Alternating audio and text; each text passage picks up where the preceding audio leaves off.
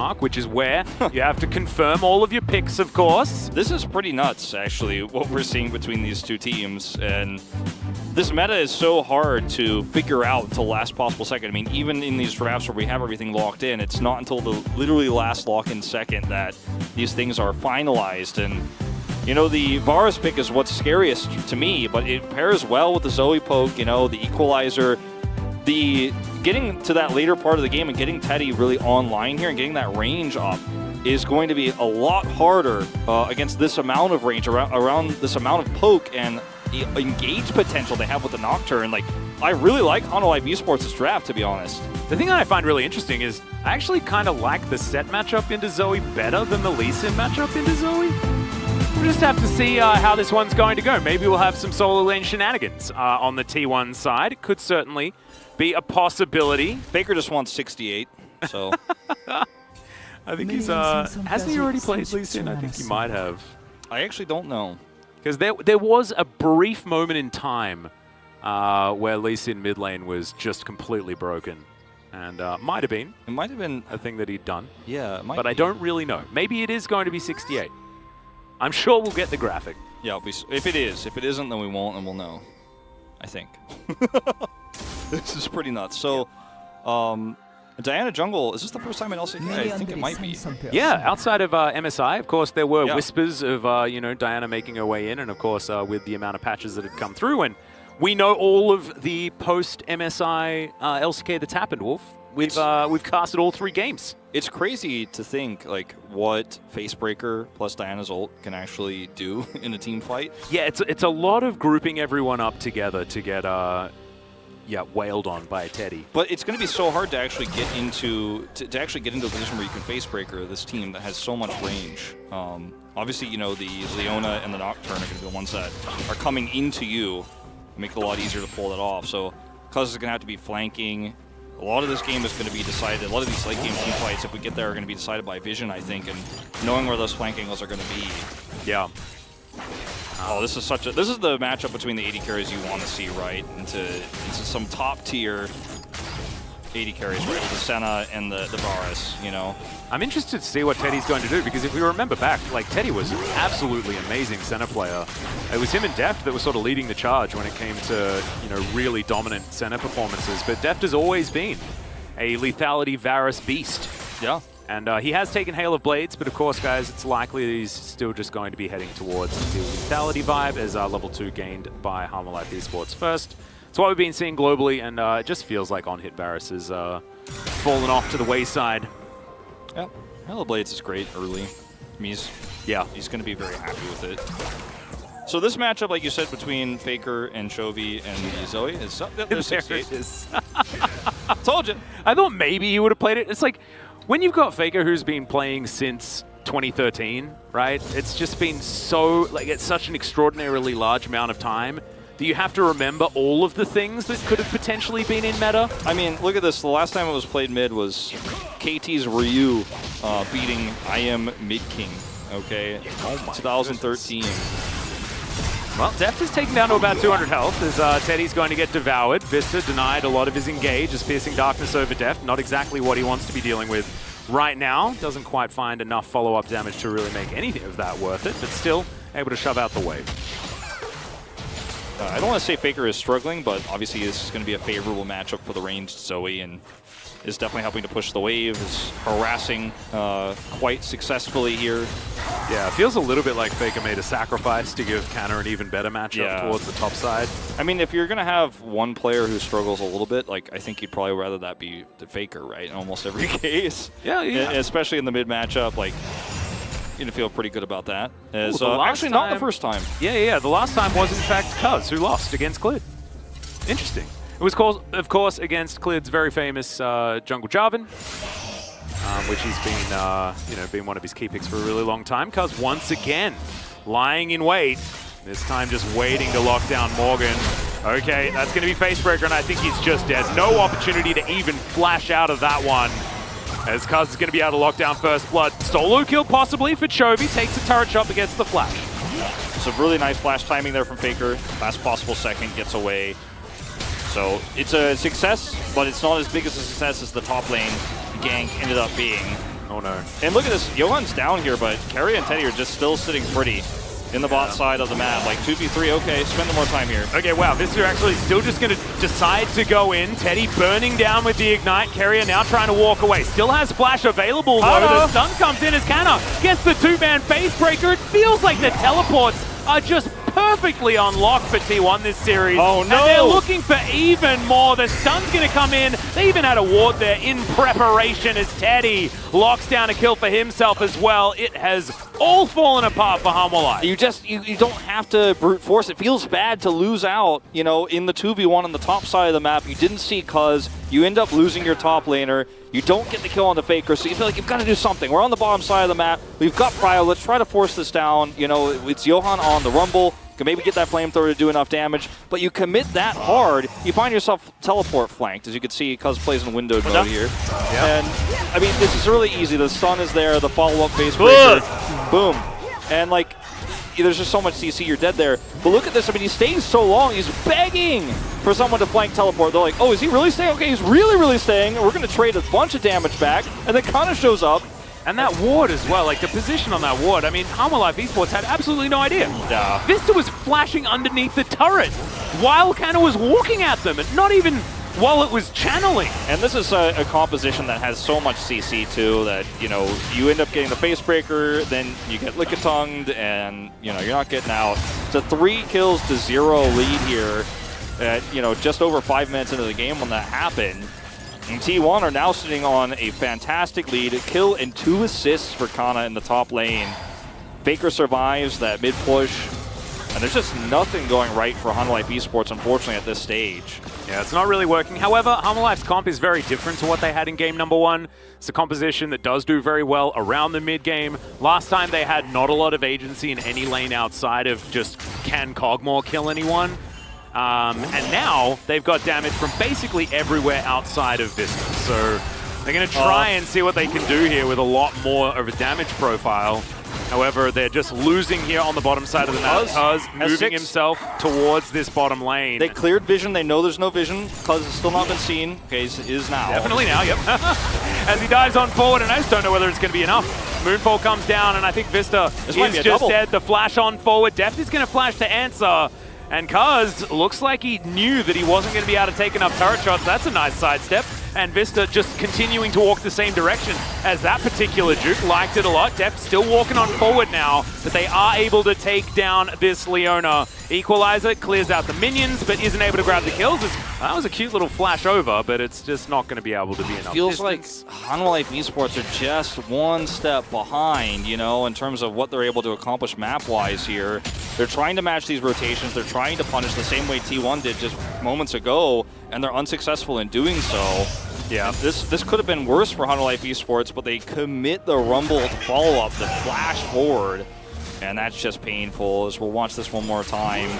See, it's actually really well handled by Hanwha Life. Like, Vista gets the stun here, walks back under the bottom side of the turret. Cuz doesn't have enough damage to actually execute, has the follow flash. Vista has a wave here coming, so he actually is able to stay here for so long, survives. So Johan's like, okay, I'm coming.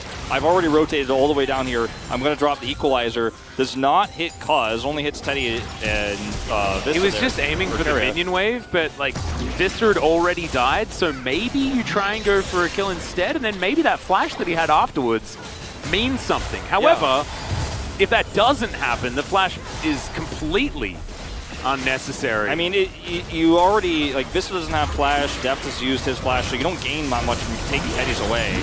This is somewhat bold from T1 as, okay, Rift Herald down very, very low. Johan does secure it, but there's the kickback. Faker making the plays as Leona, the first one to go down. Morgan diving into the backline. The equalizer is good, but it's too late. It's a double kill for the man in the mid lane.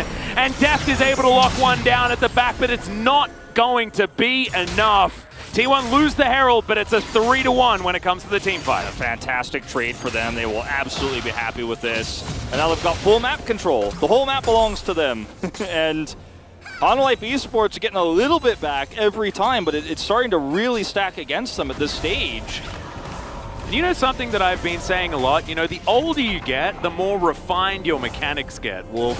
I mean, that's, I think, what everyone says, because look at this from Faker, just really beautifully played. I mean, Cuz handles this super well too, and the Nocturne ult from Morgan is just so late. I feel like if you bring that in earlier, at least even if you hold it, you eliminate a lot of the vision. It's much more difficult for T1 to execute this, but he ults so late, I think because he's scared of engaging here.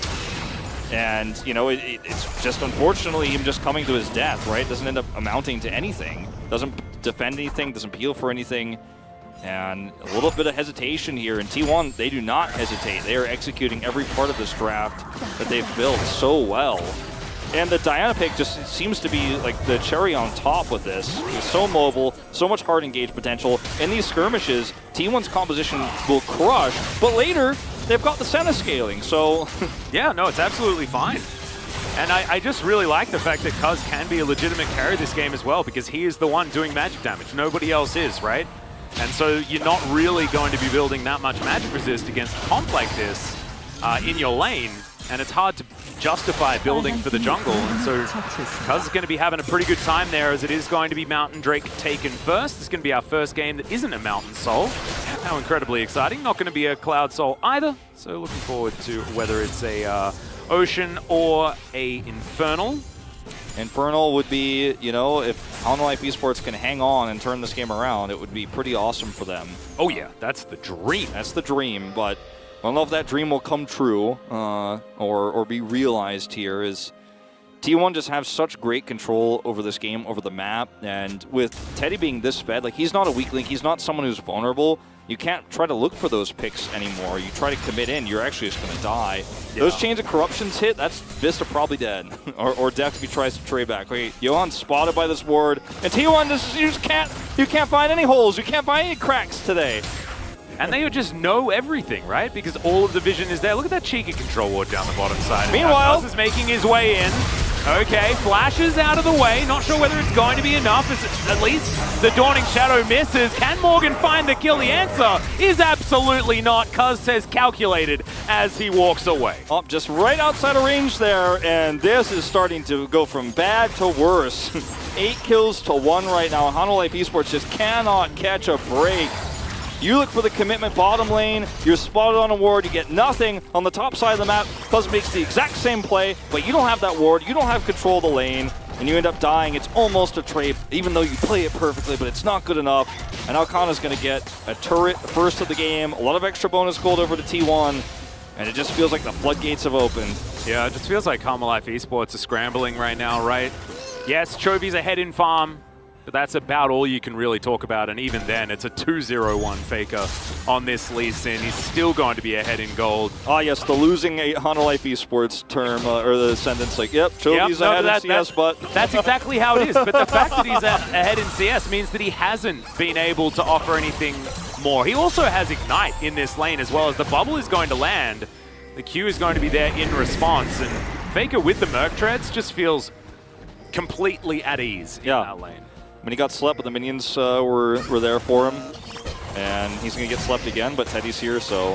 I mean, maybe it's the perfect time for a nap. Yeah. You know, as the exhaust comes down, they're committing onto Johan, who flashes at the last second. I like that one. Solar Flare. Vista going to flash as well.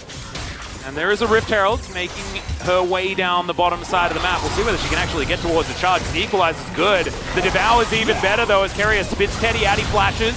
The Ignite ticks down and isn't going to be enough, and the double flashes will get T1 to safety. Chovy bounces up. How did that? That was ridiculous, and I have no idea how that one missed. As there it is, finally, a kill does go down, as the Abyssal Voyage will get the rest of them to safety, and Shelly will get a charge. There is at least that. Okay, they were able to turn this off, but T1 almost not only prevented Shelly from getting a charge, but also almost got out with all of their lives while Faker crashed waves into turret. But they don't get away with everything there. That was like getting still paid. Varus having to flash, right? Yeah. And so now, theoretically, if Deft is ever out of position, silver platter for T1. That's actually huge. Well, yeah, I mean, the thing is, this next Drake fight is now, it should be super easy for them to pull off. As we watch this one more time, everybody's got flash advantage, so even though this ends up going poorly for T1, they're able to retreat against the wall. This was a very desperate attempt to try to get value out of that Rift Herald from so long ago. The sleep is actually massive here because it allows the equalizer to connect, but they're still able to get over the wall here. Look at that Teddy with almost no health. Everybody else just follow flashing. And then without vision, they are able to pull this off. Def does. I believe he has no vision of this when he does hit it. Yeah. No, actually he did. Well aimed. And this is ended up being a charge that goes through, but it's not enough to turn this game around just yet. Like, they need more of these moments, and that took everything they had. Oh, dear. Carrier in a whole host of trouble. Hanwha Life Esports have resorted to setting up gank brushes, and that is going to be catfish for dinner served up. So at least there's that. The answer for T1 is taking down an outer turret on the top side of the map and continuing to put pressure on everywhere. There's the play from Faker looking for Chovy, but trolled by minions just a little bit, and the flash does have to eventually come out. Not the kill onto the mid laner of Hanwha Life Esports. They get the top turret though, and they're looking for the mid one as well. I mean, you rotate that many players down to get a single kill onto Carrier, but there will be consequences on the map. You're going to lose top turret, you're going to lose mid turret. You almost lost your mid laner. He was able to get away, but he has to flash, and all of these things add up and stack up right before the second Drake comes online here for T1 to snowball this lead even further. It's the worst timing possible. They're even going to try to sneak this Rift Herald in, and they might get away with it. It's going to be close. Yeah, they should be able to grab this. Def making his way back from base. Rumbles on the bottom side of the map. No smite available. Yeah, Johan can't get in there. He doesn't have smite, as you say, and there's no one else near him, so it's not like they can trade this a 1-for-1. And T1 get away with it, like you said, for free. And they're not even just going to stop there. They're not going to go, oh, okay, we can just go take the Drake now. They're looking for even more opportunities on the map. Yep, Canna just running towards Chovy. Is going to be Divine Sunderer completed here for Teddy, the new iteration of the Senna, just because Divine Sunderer is... You just build it on whoever can potentially build it, right? You just always do. That's the way it is now. It's just some good stuff. I like it. I've always been a fan of the Divine Sunderer personally, so I'm happy that it's found its way in. Cloud Drake down to about half health here, but Hanwha Life Esports in position to try and fight it. Chovy only just getting his way over as there's the paranoia. Solar Flare finds absolutely no joy whatsoever, but it's a good equalizer as Morgan dives into the backline. Everyone going golden where they can. The kickback from Faker was fantastic, and the Varus is taken. Double kill for Teddy as he cleans up the bottom lane. It is an Infernal Soul, but I don't think that's the most important part because Johan, he's running for his life on the wrong side of the map. And it feels like T1 have already got this one tied up. It feels like it, man. 11 kills to 4. And in this fight, you know, at the beginning of it, you see Morgan ult onto Teddy, but he gets devoured as well as soon as the combo is completed and almost all of the damage comes through. He gets devoured, he just walks back. And during all of that time, Cuz has a great engage, and Baker cleans up the nice kick you mentioned. It's just... you know, what can you do as Hanwha Life Esports? You've kind of passed your prime with this composition in a lot of ways. The problem is it never gets better than this. Yeah, exactly. It's already bad, but there's not much upside. No, there really That's the thing that really sucks. Yeah. And so, you know, we'll watch this one more time, but watch Teddy, right? The paranoia gets popped. He dodges the solar flare. And then look at Teddy. He's already collapsed onto. But look at what's happening throughout the fight while Teddy almost dies. He's actually totally fine though. This is one of those moments where, like, what does your Nocturne do? If you don't dive onto Teddy with a Nocturne, are you trying to help front to back? You can't really do that either. And T1 are just too ahead. Their items are too good. Teddy is way too fed. You know, you can't blow up the AD carry for free. Then what is your function? Unfortunately, there's not a whole lot. I mean, you're blinding everybody, I guess. Yeah, the thing that's so hard, right, is Hanwha Life Esports, they chose to pick Nocturne instead of picking away the Tahm Kench. Yeah. And I think that decision is coming back to bite them because Carrier's Tahm Kench has just bought enough time to deny the dive. And so T1 walks out after all of the ultimates are pressed, and then they find themselves exactly what they want afterwards. Yeah, Johan's dead, real dead. And I don't even want to oversimplify this in terms of the draft, too, because, like, yeah, the draft could have been different. It could have been arguably better for Hanwha Life Esports, but the early game play was just by far better for T1. They were one step ahead. They handled the aggression really well. Several great ganks from Cuz. Yeah. And they snowballed an early lead extremely well. You know, like what we didn't see Credit Breon do with a similar comp themselves, actually, in that second series. They were still able to win the game, but T1 just grabbed this game by the horns. They had full control from start to finish. And Hanwha Life Esports tried to match. They tried to kind of brute force their way into a bottom gank. It didn't work out. Ended up losing kills there. And they just kind of tripped over their shoelaces throughout the early game, whereas T1 played a nearly perfect game.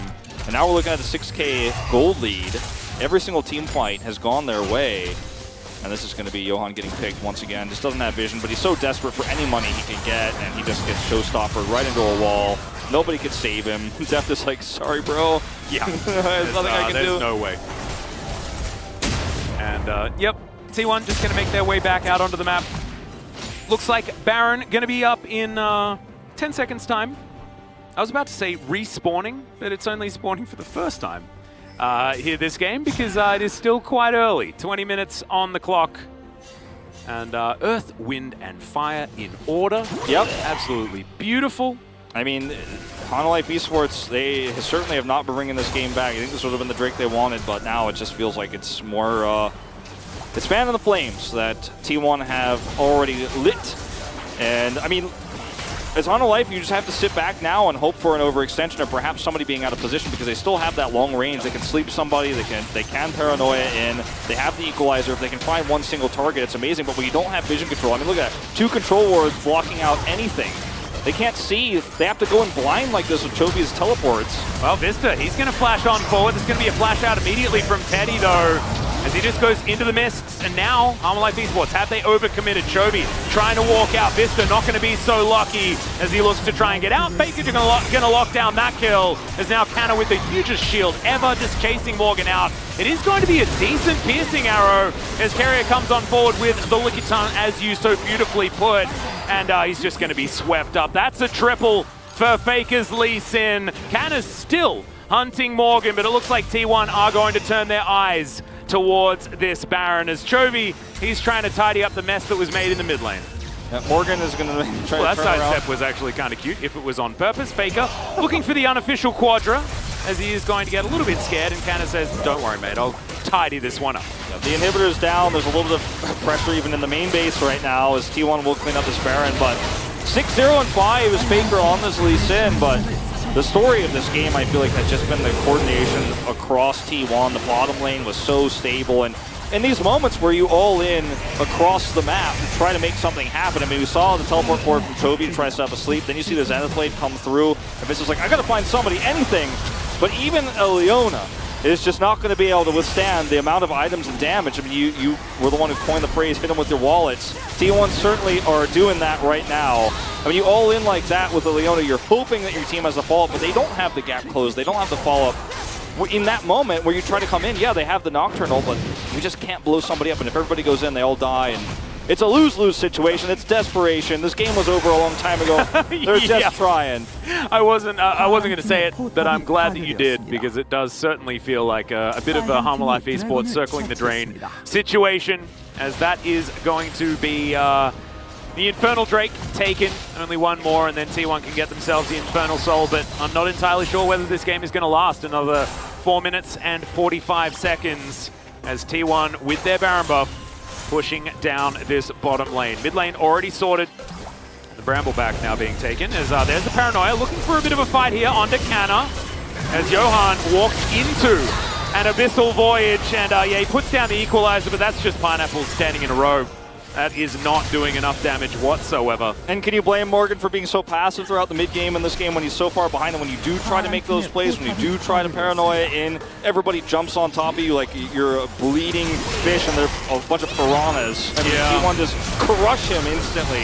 He has to back that was a lot of damage. That was a Dawning Shadow just to soften up the members of Hanwha Life Esports, and it's done exactly that. Underneath Nexus turrets now as Morgan goes golden. Teddy's going to be able to lock down the kill on his opposite number 3 already, as Chovy, the last man standing. Morgan, I believe, actually fell down there as well, so make that one 4. I told a lie. Nope, never mind. Just respawning is Johan. And T1, oh, Faker on the fountain will be taken down, but the Nexus will follow suit, and a very convincing 2-0 from T1, reinvigorated in Summer. T1 looking very good to start here against Hanwha Life Esports. This is one of the matchups of this week we were most excited for. This is one of those matchups you felt like, okay,